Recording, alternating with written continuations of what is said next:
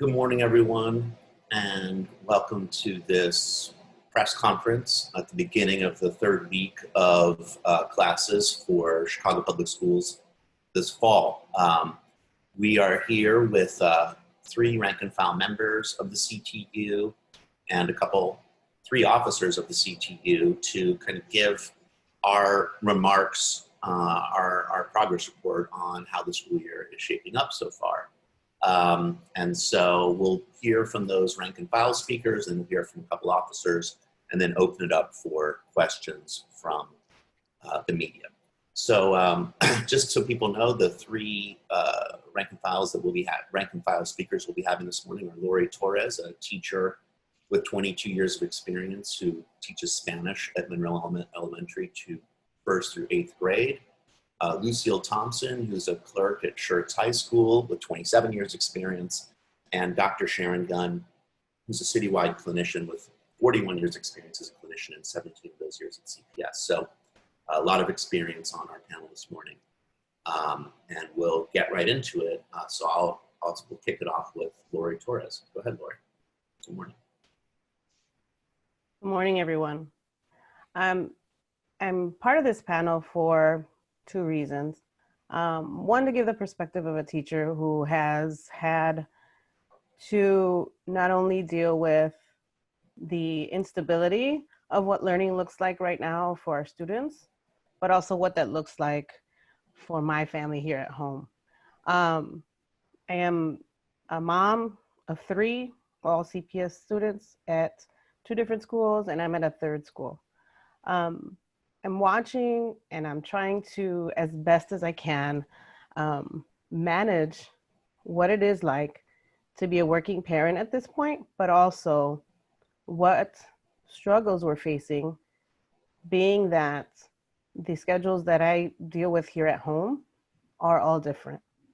I have a young son who deals with most of remote learning independently. I get to give him a few reminders and say, hey, it's time for that one class. Can you get back on?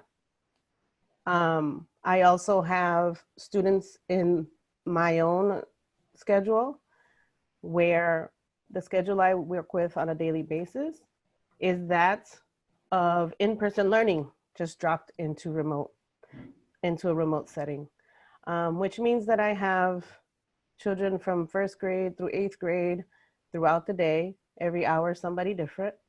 And at about the 5th hour of my day, I have 6-year-olds.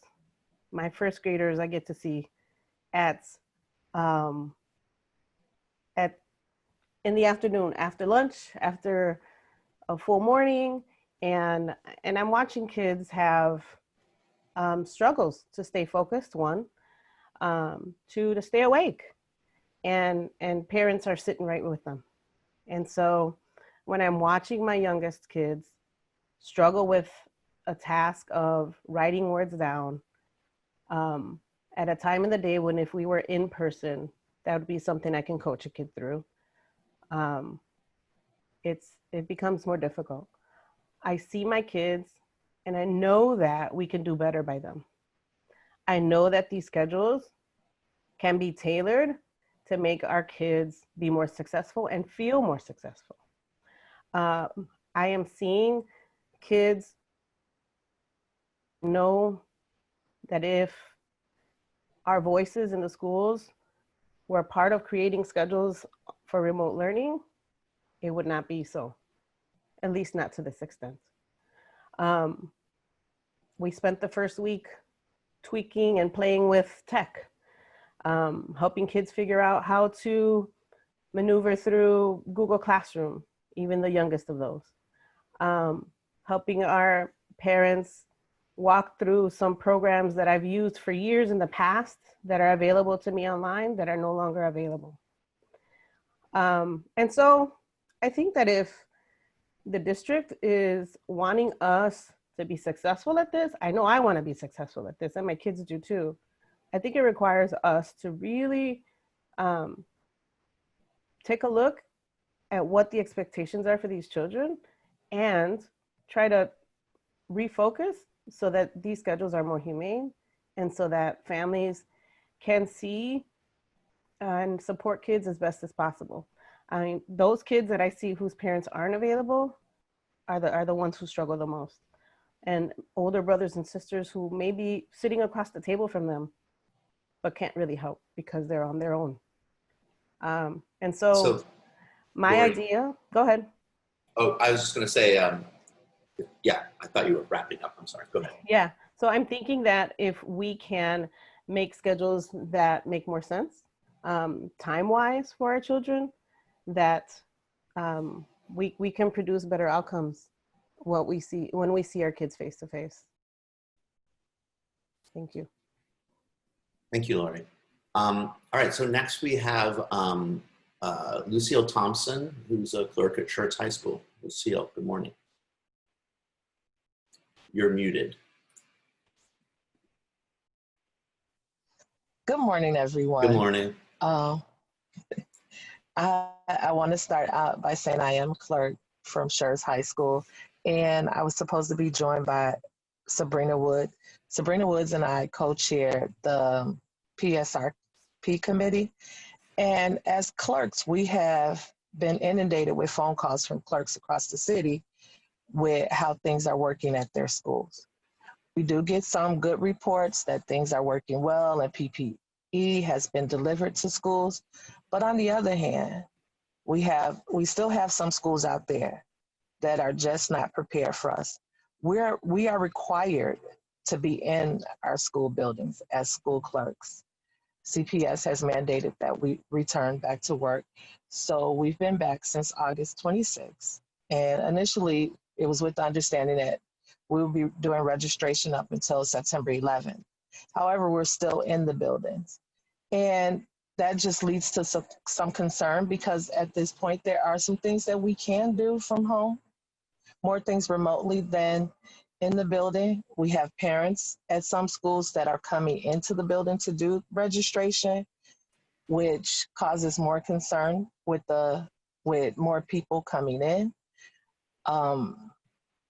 We're concerned about this week with testing on the high school level, having students come into the building, which wasn't a part of the plan when they sent us back into the schools, but there are schools that will be testing this week with 60 or more kids in the building, and we just don't think that we're prepared for this at this time. There are ways. CPS, I do feel, is trying to help us in this process. They have sent out some PPE, like I said, to some schools. We're just not at that point. We can have calls for it at home. We're concerned about making sure parents are heard. So we want to be there to hear the phone calls, to answer their questions. The first week we were inundated with calls regarding passwords, logins, how to get onto Google, things of that nature. And we do want to assist the parents. We want to be there for them, but these are things that we can do safely and remotely from home, as well as some of our other duties. Thank you, Lucille. Thank you. And we have now Dr. Sharon Gunn, one of our clinicians. Hello, everybody. Recently, CPS has been exploring the idea of providing in-person occupational and physical therapy services. My major concern is that we are placing high-risk students in a potentially compromising situation due to COVID. For these students to safely return to school, many adjustments will need to be made.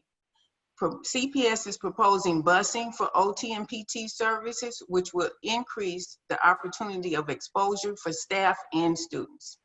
I'm also concerned with how much time students would miss from classroom instructional by going to in-person therapy. Providing in-person therapy service itself poses a great deal of risk and a lot of factors to consider. As therapists, many of us believe that our students will not be able to wear a mask and our social distance. One of the biggest obstacles in providing in-person and virtual therapy is that a high percentage of therapists have high caseloads.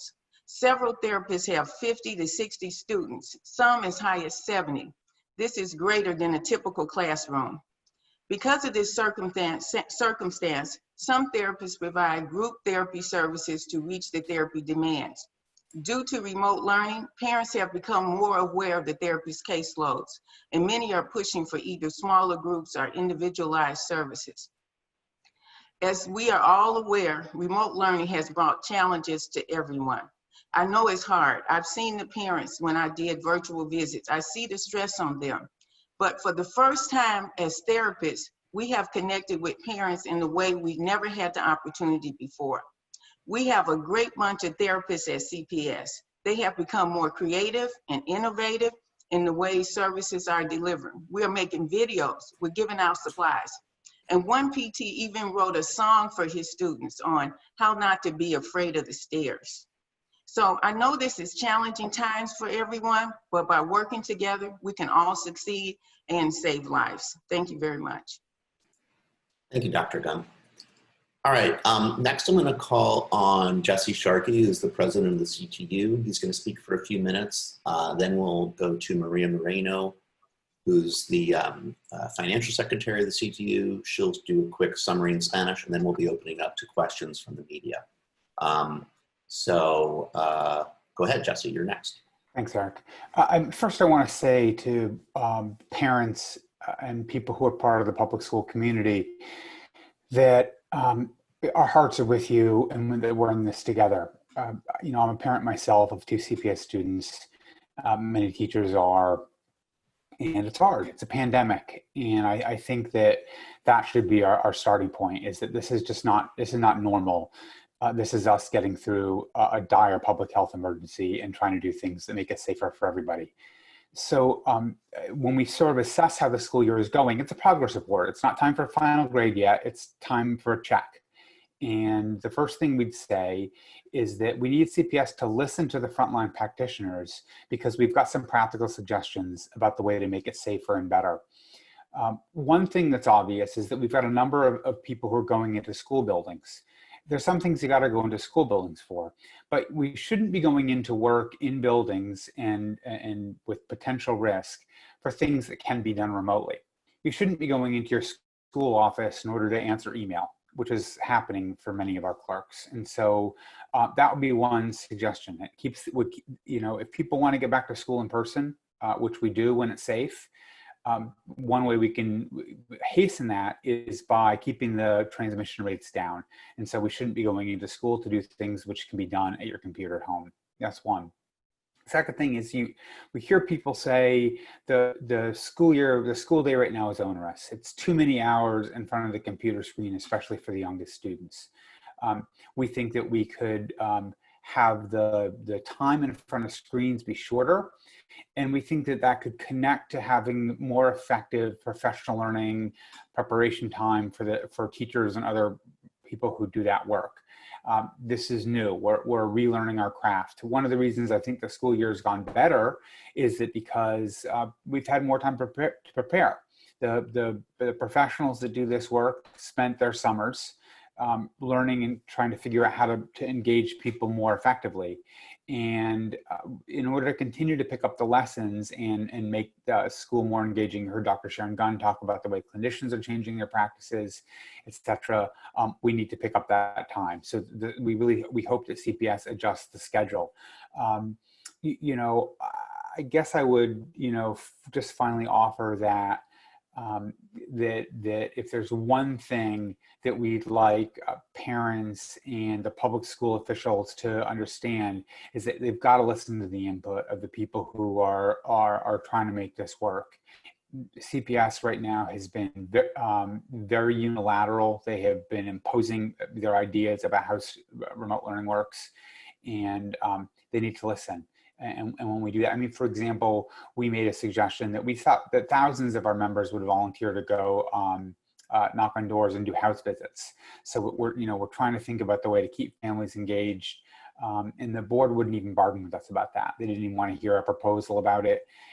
And so we think we're just leaving a lot of opportunities on the table. So if we do it together, it'll work better. Thanks. All right, go ahead, Maria. You are on to provide a couple of summary comments in Spanish. Thank you. Buenos días. Soy María Moreno, secretaria de Finanzas del Sindicato de Maestros de Chicago. Hoy tuvimos varios educadores hoy en la presentación. CPS siguen negando negociar con nosotros sobre los términos de trabajo de nuestros educadores, rechazando la Junta Estatal Laboral que dice que hay que negociar los términos de trabajo. Una de las políticas más irracionales de CPS afecta a los estudiantes que tienen derecho legalmente a los servicios de educación especial bajo la ley federal. Los educadores trabajaron durante meses el verano para profundizar las relaciones de apoyo con los estudiantes y las familias, para fortalecer los servicios clínicos de los estudiantes. Ahora CPS ha ordenado que los clínicos deben de deshacerse de esos clientes y casos y en lugar comenzar a brindar servicios en persona en edificios escolares a estudiantes nuevos en casos diferentes. Estas políticas son bien peligrosas porque ponen a estudiantes a alto riesgo a su salud, a los estudiantes con condiciones médicas preexistentes. CPS sigue fallando a mantener los protocolos de seguridad en las escuelas y también en toda la ciudad. CPS obligó a los clerks a regresar el 26 de agosto y luego los técnicos fueron obligados a regresar hace una semana después. Esos trabajadores que trabajaron de forma segura, de forma remoto durante meses, han presentado cientos de inquietudes de seguridad ante el sindicato que van desde la falla de CPS en hacer cumplir el uso de mascarillas y el distanciamiento social, hasta lugares de trabajo sucios que no están siendo desinfectados o carecen de ventilación adecuados. El sindicato pasó días en juicio frente a un árbitro que expuso esas preocupaciones el martes y miércoles pasados. Los educadores han informado ampliamente que han podido hacer que el aprendizaje remoto funcione mucho mejor que en la primavera, a pesar de las políticas y prácticas deficientes de CPS. Pero los problemas persisten, incluidos los estudiantes que aún carecen de dispositivos electrónicos y a banda ancha.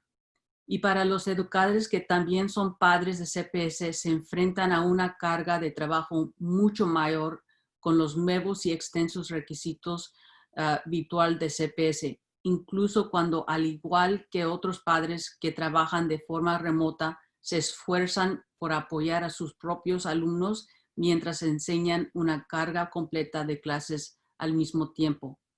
Esto está causando tremendo estrés y frustración entre nuestros estudiantes que tienen que sentarse horas en frente de computadoras. Esto es el abuso a nuestros estudiantes. Ellos necesitan un horario que es humano y apropiado por la edad de los estudiantes. Nosotros estamos diciendo lo que se puede hacer de modo remoto se debe de ser de modo remoto. Lo que no se puede hacer de modo remoto se debe de hacer en persona, pero con todos los protocolos de seguridad primeramente puestos en esos edificios. Ya sabemos que ya desde mayo 8 personas han muerto por el COVID, con cientos contratando COVID. No están estos edificios listos para instrucción y trabajo en persona. Nosotros estamos pidiendo que CPS negocie con nosotros para que tenemos todo listo para la educación de nuestros estudiantes. Gracias. Thank you, Maria. All right, so what I'd like to do now is open it up for questions from the media. So if you like, you can indicate that you'd like to speak using the hand raising function, and I can have you ask your question. You can ask your question live. I see Yana, I'll call you in a moment, or you can put your questions in the Q&A. Okay, if you want me just to read your question, Yana, I can. Maybe you could put another, just say if you want me to read it or not. But yeah, so you can either write your question in the Q&A, I'll read it aloud for folks, or you can ask it yourself. All right, I'll read Donna's questions and she put it in the Q&A. She says, good morning. Our reporting has shown concern from parents that their SPED students are missing out on services. Can you explain more about what you see as an alternative to CPS's plan to bring clinicians into buildings to provide services? So I guess this is probably for Dr. Gunn, at least to start, and others may want to chime in. And by the way, other panelists, if you look in the Q&A yourself, you can kind of see these questions as they come in. So Dr. Gunn, can I call you to begin with this one? Mm-hmm. Okay, I think right now, we've only been in school 3 weeks. And right now, the parents are overwhelmed with just getting used to their teacher services. The therapists are trying to connect with as many parents as possible. And we have gone to some of their classrooms. And the goal is, of course, to be up and running as soon as possible with the therapy services. But remember, some parents are overwhelmed now. I've called several of them. And like Ms. Torres said, they have multiple kids. So I think I'm advising the parents, if you don't hear from a therapist, please reach out to us because we are more than willing to provide service to your child. All right, thank you. Are there any others who would like to take a stab at that one? Yeah, I would add something to that, which is that, therapeutic services are one of the areas where trying to connect with people through a computer screen is just harder, and in some case, basically it produces, it's one of the places where the stress of a pandemic really shows up. It's not the only place, and our hearts go out to parents. This is one of the reasons why we want to be back in school, in person. It is also the case that the infection rates right now are growing fastest among young people. And so, what we're doing is we're trying to balance the necessities of face-to-face work with the overall safety features of, trying to run a school system during the pandemic. And this is part of the reason why we're arguing that we should absolutely minimize everything that's not essential. So, we shouldn't be going into the office to do emails, or other kinds of things which can be done remotely. And that'll increase the likelihood that we can start school back in person. While school is remote, we're going to need to continue working and find some other solutions for, for some of the kinds of services, which it's going to be us making do in a hard situation. Can I just say one more point too? I think a lot of parents don't realize that school-based service therapy is not clinical services. We are related to the school environment, not providing therapeutic services. So therefore, if we go back into school, we're isolating the students from learning. And that's what the purpose of the therapy is, to increase the students' ability to learn. Some of our therapists do go into the classroom and give the teacher and the student suggestions on how they can succeed in the learning environment. Especially we have our OTs that deal a lot with the sensory needs of the students, advising the teachers on techniques they can use to calm a student or to get the student to participate. So I do want the parents to learn that school-based therapy is not isolation. We're not just for therapeutic services. We're really related to the child educational environment. So don't think because you're not getting individualized therapy, that's more clinical based. In the school, we're working with the teachers, we're working with the students, and now we get to really work with the parents. And I think that's a win for everybody. And it reduces the risk of COVID. Thank you, Dr. Gunn. All right, are there any other questions from the media or other people who want to take a stab at anything else that has come up so far?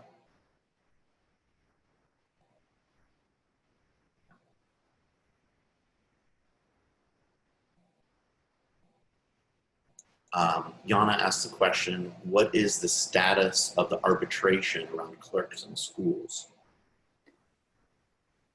I'll speak to that, and maybe Christel can wants to come in as well.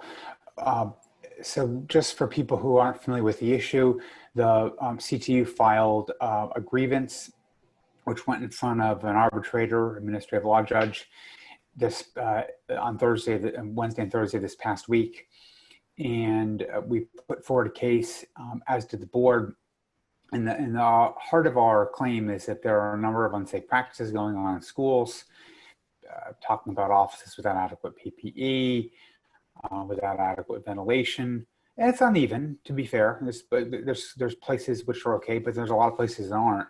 And the argument is that this is exposing our members to unnecessary risk, and that furthermore, the Board of Education didn't bargain with us about this. So we're asking the administrative law judge to basically compel CPS to address the problems that we've been talking about here.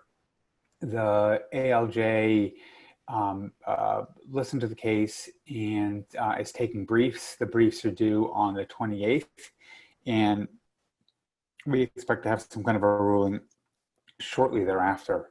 So, you know, that's a long way of saying we're waiting on the outcome of that. This is actually, you know, fairly typical for this kind of a procedure. And in the meantime, we're going to continue trying to get CPS to bargain with us about it, and to adopt safer practices. Thank you, Jesse. That's absolutely right. And I can't add much more to that, except that in the meantime, clerks and computer tech goals are still working in the building with, you know, in some cases, as you mentioned, a lack of resources. But because we are professional educators, we do our best to make it work. We do our best to adjust to the environments where schools are being worked on and workers are in and out of the building without masks.